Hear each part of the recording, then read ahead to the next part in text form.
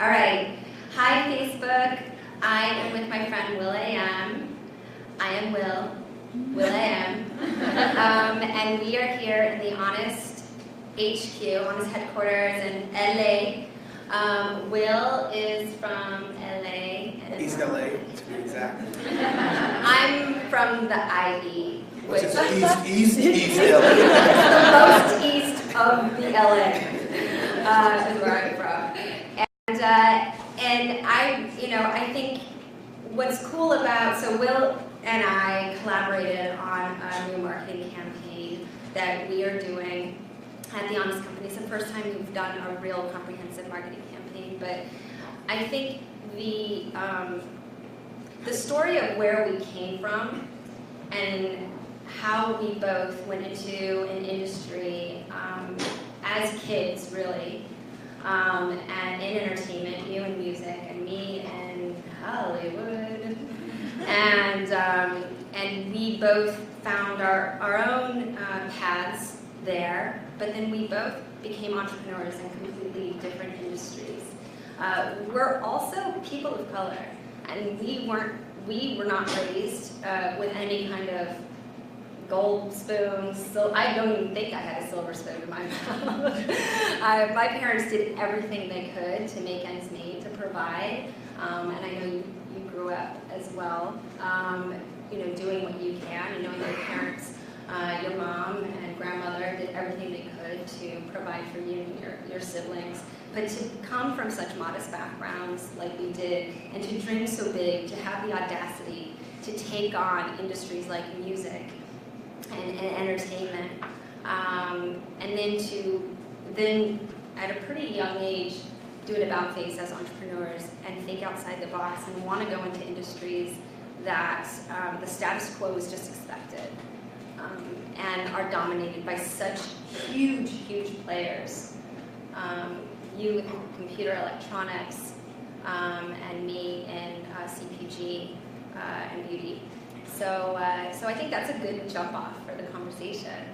I love to talk about that. Yeah. So what inspires you? Like when you were 10, what did you think you were going to be when you grew up? So I remember I was 10 years old, and we had a show and tell where we had to do a project and bring it to school. And my sister just had gotten Teddy Ruxpin for Christmas that year. And my brother got a double cassette deck with a turntable on top. And so I went to my uncle and asked my uncle for some records. And because there was a beginning of like an Isley Brothers song that I don't know what told me to do it. So I got my sister got Barbie and the Rockers and Teddy Ruxpin that year. So I took my sister's Barbie and the Rockers tape and put tape over the holes, stuck it in the other side that recorded, played the record, and started looping it. I would loop it. I was 10 years old. Then I took that tape, put it in this tape, and pressed play, then recorded over her Teddy Ruxpin tape, and then rapped over the loop. And then went to school with the Teddy Ruxpin tape with the rap on it and made Teddy Ruxpin rap. And that was my freaking homework assignment, my show and tell in 10th grade. If you don't believe me, ask, when I was 10 years old, if you don't believe me, ask my 4th grade teacher, Mrs. Rich. Driven Science Magnet. I promise you that. My mind would work that way. I would see like, oh wow, so what are these holes for, Carl? My brother. He was like, oh, that's so you can't record over it. So then my mind said, if I put tape over it, then you can record it. Oh, on it. Right? The hole was to prevent you from recording. And then if I had 2 cassette tapes, I could take it and record the vinyl and record my favorite part. So I was looping back when I was 10. And put it there and then rap over it. I take it in the headphone jack, put it in the microphone jack, rap it in the head. Then I was like, yo, I'm about to make Teddy Ruxpin rap. And that was it. I got an A. And I don't know if you guys know this, but you also have, your foundation funds your school. And can you maybe talk about that? Because I feel like this is also a bit of inspiration. You as a kid thinking outside the box, wanting access to more technology so that it can push your creativity. Maybe talk about your school. Yeah, so I grew up in an all-Mexican neighborhood. There were 3 black families in our projects. And yeah, that was the best memory in my mind. I wouldn't take that memory out, that experience. That's like the backbone to me, living in the projects, being on welfare, and then getting bussed out an hour from East LA to out here in Palisades, close to my elementary school. So for an hour and a half every day from 7 years old to 18 years old, I got bussed out here. I went to science magnet school.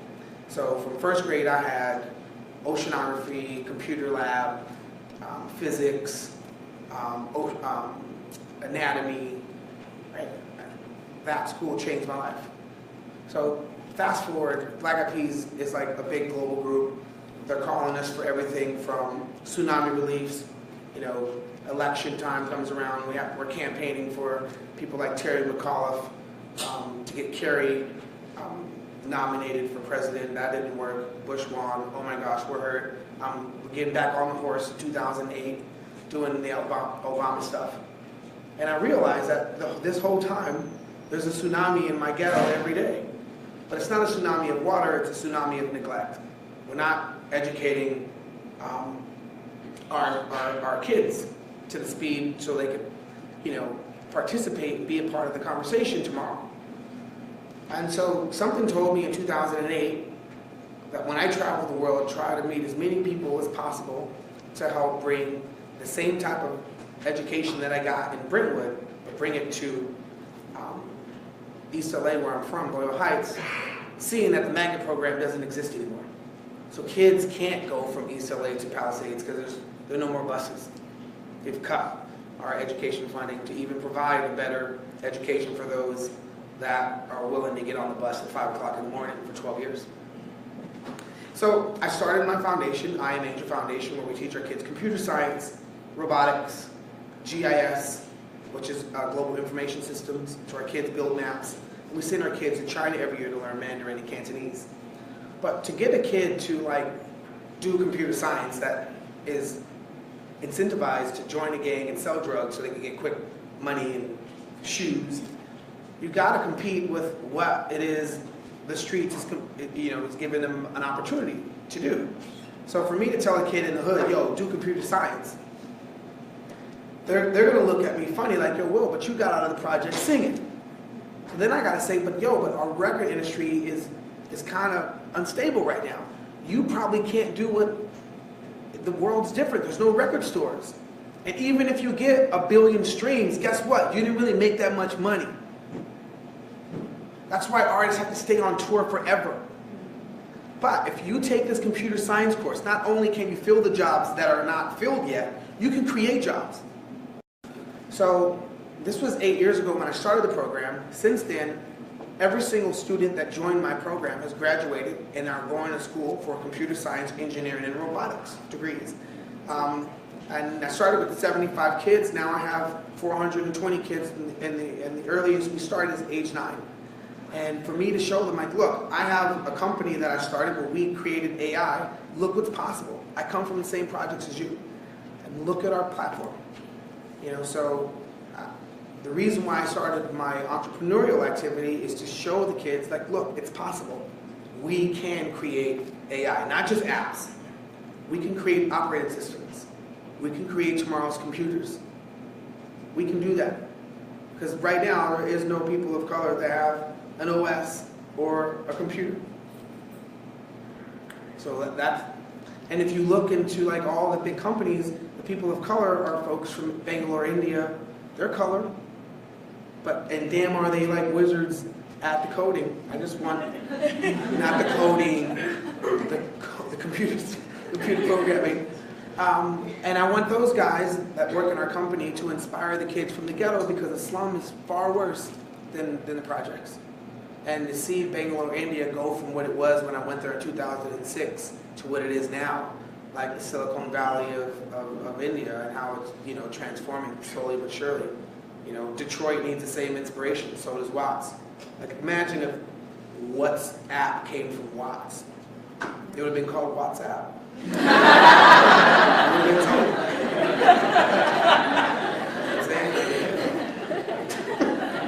And funny. I mean, I do think that that is something.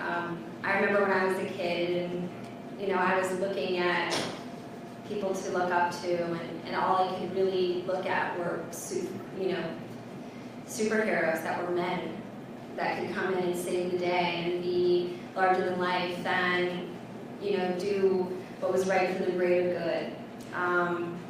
And I was quite sick as a kid, and I feel like now it's important for you and I to sit here on the stage and to show that kids who are like us can grow up to be adults, and we can dream for a better future, and we could actually make that dream a reality, and not just in entertaining people and telling stories, but in actual physical products that will actually make their lives better. You through technology and education, and me through products. And without us thinking outside the box and being true to who we are as people, we would never even have the ideas to attack or tackle the challenges that these giant industries are dominating in, and they have a monopoly in. This disruptive way of thinking, the challenging of the status quo, and thinking of better ways, I don't think it would come if we had an easy life. I don't think it would come if everything was handed to us. And so I think the challenges that we faced as people only allowed us to think outside the box and make this dream a real reality. Yeah, so right now, America is in a unique situation where people are questioning the old jobs, and will the old jobs come? When it's about inspiring and encouraging those with imagination to dream up the new jobs. It's about looking at a 15-year-old seriously and backing them by giving them an education. It's about backing a 9-year-old and competing with the drug dealers, because the drug dealers are taking them seriously, right? So we as people, as cities and communities and our government and our nation need to back the hell out of a 9-year-old and give them the tools today so that when they are 20, they are creating jobs. And have that type of, you know, earmark a little more realistic, not the next 4 years, the next 20 years, when that 9-year-old is 29. Right? That's how we need to be thinking as a nation. Unfortunately, we're in this situation. Fortunately, we have, you know, awesome technology, folks that are pouring into this country that want to go to MIT and Stanford and Yale and Princeton, and then once they attend those colleges, we're not smart enough, we haven't been that smart to keep them in our country, and we send them off after they've absorbed all of our knowledge. But guess what? Who's not dreaming of going to Princeton and, you know, MIT and Stanford? Folks right down the street in Compton, right down the street in Watts, right down the street, up the road in Oakland, over there in Baton Rouge, over there in freaking Louisiana, over there in Pomona. But it's not because they don't want to. We haven't encouraged them. We haven't told them why they need to. They don't even know that it's a reality. Right. I never even thought it was ever a reality that I could ever get that level of education. It wasn't even accessible to me. It was like, it was a never in a million years. It was as much of a non-reality to me as me being successful in entertainment. You know, one of our kids, GIS, I mentioned our kids take GIS, which is Global Information Systems. One of our kids hit me to something. I brought this tool to our school, and one of our kids said, you know, Willie, we did our research and we found out like every time you have a liquor store, a motel, and the check cashing place, this configuration is also mapped to a kid only getting $2,000 per student per year. But whenever you go to Beverly Hills where there's no liquor store, no check cashing, no motel, that student gets $5,000 to $10,000 a year per student. And whenever you have an investment where a kid gets $5,000 to $10,000 a year per student, the graduation, attendance, more importantly, the crime in that neighborhood. So look at it, zoning, liquor store, motel, check cashing, $2,000 per student. That means the crime in that city, because people have to survive, because no one's educated to create jobs there, and then the law enforcement armed from that neighborhood. Now you have a police state, and now you have citizens versus law enforcement, where cops are killing students, but really based on the investment for a child's education, and those folks with the low education are ultimately going to end up at a prison. Think about that. It's set up for everyone to fail if you live in an area where it's zoned to have a liquor store, check cashing, and a motel on the block, every other block. And that's every other hood in America. And the folks that live in that configuration, that zoning, are either going to end up, 8 out of 10 in and out of some type of correctional facility. Why is that America? So it's a bigger, deeper problem, and that's the reason why I focused our kids on computer science, technology, robotics, GIS, so they can see how the neighborhood's configured. Add the maps, look at the maps, find out information about the maps, not just your street, your neighborhood, the things that are happening in your neighborhood, data. So once these kids understand data, the way Facebook understands data, our freaking neighborhoods are going to be different. Right? And it took me rapping, traveling around the world, working with brands to understand all this stuff. Right? Think about it. I came up rapping, just writing rhymes, traveling the world, sponging things up, but if it wasn't for Brentwood Science Magnet that taught me oceanography, taught me anatomy, taught me these things from 7 years old. I know my teachers, Miss Walker was first grade, Miss freaking Holland was second grade, Miss Taylor was third grade, Miss Rich was fourth grade, Miss Fox was fifth grade, Mr. Wright was sixth grade, Miss Smolin oceanography, Mr. Lipwalk AP, Mr. Schneider computer science. I remember this stuff like it was yesterday. It changed my life. And that's the reason why my mind is mapped the way it is, to see these holes in society, and more importantly, how I could be of service to plug those holes by aiming and encouraging a kid and surrounding them with mentors and skill sets for them to go out and not only change their lives, but change the community's life. Guess what? The cavalry's not coming. You guys is asked out of luck. And more importantly, you're set up for that privatized prison. Somebody's going to make money off of you sitting in that cell. And more importantly, the person in that prison makes more money than the teacher in your neighborhood. But we could all change that by having an earmark 20 years from now. Let's protect that 9-year-old right now. That's it.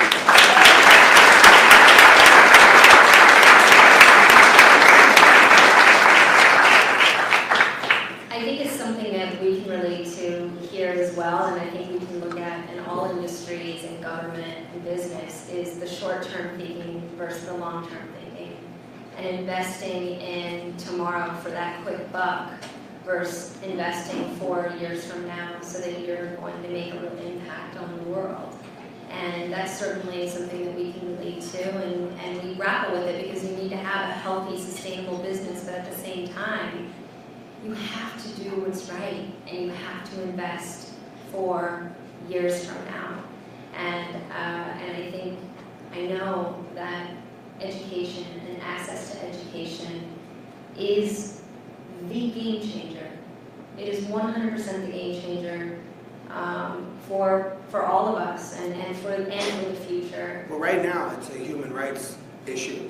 It is. So if you think about the phone in your pocket, how smart it is, and you say, okay, let's say it's the iPhone 7. Now you take a 7-year-old, your little niece or your daughter, your cousin, and you compare that 7-year-old to an iPhone 7. And imagine what will be smarter 20 years from now, the iPhone 27 or the person that's 27. Now, then you look at the investment that you have, that the government has on that 7-year-old, but let's not take Beverly Hills or the Hamptons. Let's take Watts. That 7-year-old investment on education, I already told you, is $2,000 per student per year. Right? So it's group education versus artificial intelligence. Group intelligence versus artificial intelligence. That smartphone is going to be smarter than that 27-year-old when it's an iPhone 27. Now, it's a human rights problem. We've never been here. We've never been in this intersection. When we made a bike, we rode the bike. When we trained the horse, we trained the horse. We didn't have to worry about something being more intelligent than us. A bike being like, yo, I'm out, peace. we didn't have to worry about that. We didn't have to worry about something saying, I'm charging myself, you ain't charging me, I'm gone. We didn't have to worry about that. These things are real problems that we're going to face. Humans could barely tolerate, we still talking about race right now, 2017? It's crazy. Do you understand that 2027 race is not an issue when a machine will have more rights than a person? We gotta think that far. You're gonna look at me like, what are you talking about? will.i.am, a machine is gonna have more rights than a person 2027 or 2037. What are you talking about? A corporation has more rights than a person in 2017. What makes you think when the corporation is walking and talking? Get the front door open. I just didn't want to curse.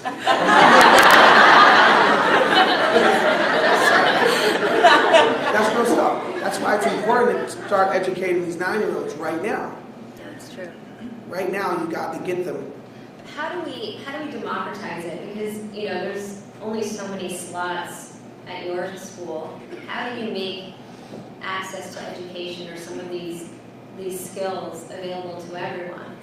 So there is a program called First Robotics so I went out and put a great program together with things that existed. So at the spine of I Am Angel Foundation is this thing called College Track, which was started by Lorraine Powell-Jobs. She's my partner with getting kids to improve their grades and go from like a 0.8 or 1.2. And I witnessed it over the course of 8 years to 3.5s and 4.0s. The lowest grade point average in my school, kids, is 3.5. Right? So I've seen that. So that's the spine. And then the arms, the spine and the torso, I call that, College Track. The arms are First Robotics. The head is code.org, where kids are learning to code. And then the legs are something that I partnered up with Hillary Clinton when she was in the State Department, 100,000 strong, where we send our best students, depending on their GPA, to China to learn Mandarin, to get them out of the neighborhood to see what's possible. So there's programs out there. First Robotics I encourage every single person that's watching this, if you got a 9-year-old or 18-year-old, between 9 and 18, to go to your principal at your school and ask them to get First Robotics.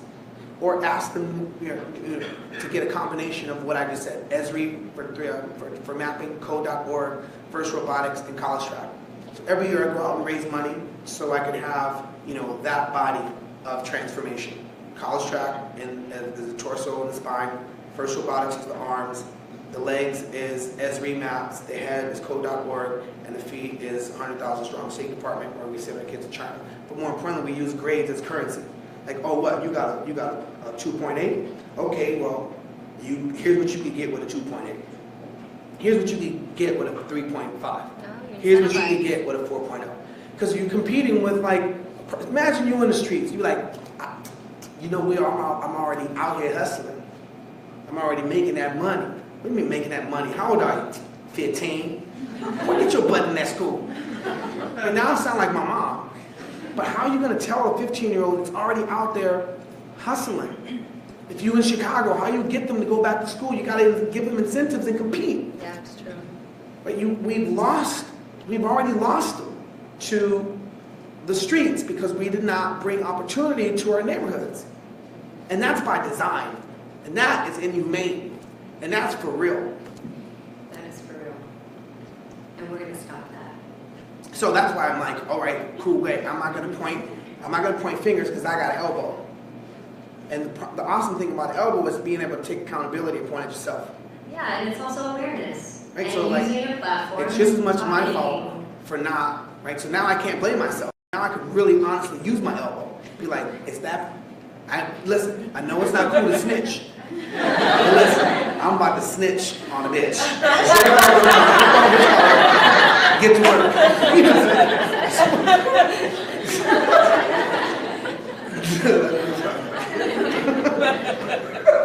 I had a very similar epiphany when I realized sort of the unsavory things that happen in business so people can make a profit, and how human health is affected, and how people are being compromised on a daily basis. And basically, we're being used as guinea pigs, and enough people have to die of something or get sick from being exposed to something before they even think to test it or ban it from the marketplace. And it should be the opposite, especially knowing how expensive it is to keep people healthy once they're sick. How about not allowing people to get sick in the first place? Yeah, I think that's because this word is called marketing. So marketing forces you to only pay attention to the marketplace. And we've paid attention to the marketplace so much that we've ignored the community. So people only care about like shareholders and not stakeholders. So community and stakeholders is going to be more powerful for businesses than shareholders and marketing. Because how much damage is our community going to be? So communitying is tomorrow. What you mean to the community and how you allow the community to grow. And luckily for us, it's today, because our community is the reason why we've been able to penetrate, huge industries. Yeah, you guys are community. You guys are. It's 100% community. It's 100% people sharing their love and the story, our story, because it relates to them. It's about their human health. It's about their children. And it's about them wanting other people to have access to a better for-you option. And they just didn't have it prior to. That's why I'm really proud of the collaboration to be a part of something that, has been selected by the people. And how transparent you guys are and what it is you're trying to solve and still make it beautiful, right? You realize a problem, you solved it, it's beautiful, you showed it to the people, they've selected it, and you guys are growing because of that. And you've grown, and you haven't done marketing traditionally, and that's powerful. That that proves the point. But even our campaign that we're doing, it's not traditional. It's still very much. Our biggest branded campaign is all user-generated content. It's all stuff that it's people literally taking from their own personal experience, the most special time in their life, and then giving us access to that beautiful moment to amplify their story. And that's what we're trying to do, because it is about capturing and honest amplifying and being there for you for every one of those intimate moments. And I think that's what sets us apart. I don't think any other brand would be able to do it, because we come from such an authentic place, and it is genuine, and we wouldn't be here, and this wouldn't be as meaningful if you wouldn't have come on board and amplified it, and really allowed us to stand on your shoulders, and allowed me to really be part of your platform as well. So I just want to thank you. I'm so grateful to you. Thank you. And I really appreciate everything that you put into it. All of the time, even though you thought it was going to be 2 hours, and it ended up being more than that. No, really, every moment was. I know it's called This is Moments, but every moment was awesome. Starting off fresh and clear-headed, and then celebrating with a glass of wine afterwards. It's really awesome. Well, are there any questions from Facebook Live, or any questions here in the audience? Anyone? Yeah. Do you see a difference in females wanting to be in your program, and then do you feel like you have to incentivize them differently just because traditional females don't go for the mathematics and science? Oh, in my school? The question was, is there a difference between between women and men wanting access or excited to be part of the program and robotics and coding and all of that you do? Yeah, right now, Is it disproportionately male? no, we're heavy 70-30 female. 70-30 female. That's so dope. At our school, and all of it, a lot of it. Actually, it's like 60-40, but a lot of it has to do with. Her name is Cynthia. Cynthia comes from the same projects as me, and when you have to identify the bright magnet that's going to like attract the other folks, and Cynthia was that person for us. She helped us recruit and inspire other kids to join the program. She was part of our graduating class last year. Now she goes to San Diego, UC San Diego, and studying cognitive science and computer science. And does she want an intern at the Honest Company? Her story is amazing. She's like bringing an intern. She's like a Latina. She was like, I really, I really like I'm going to San Diego, but my family, they're not legal, so they wanted me to go to MIT, but I'll be so far. But given the circumstances of what's happening right now in our country, I just want to go to San Diego, so just in case something happens and they deport my family, I'm there right there next to them as I get my education for cognitive science and computer science. And this girl is, I don't want to tell her business, but her nickname in the hood was Triggers. And you know why they call her Triggers. And for her to join the program when she was, 12, 13 years old, was a big decision for her. And she went from fuck that shit, Holmes, to speaking with detail and depth on and in getting all the kids to come and join the program. Cynthia, that's my girl. And then I was like, Cynthia, when you leave, you gotta identify the new recruit. Who's going to bring other folks? She was like, Willie, there's a guy over there. He's 12. He goes to this one school. He's a part of the robotics program. His name is Little Alex, but I think he could be the magnet for us. So I call him the little CEO.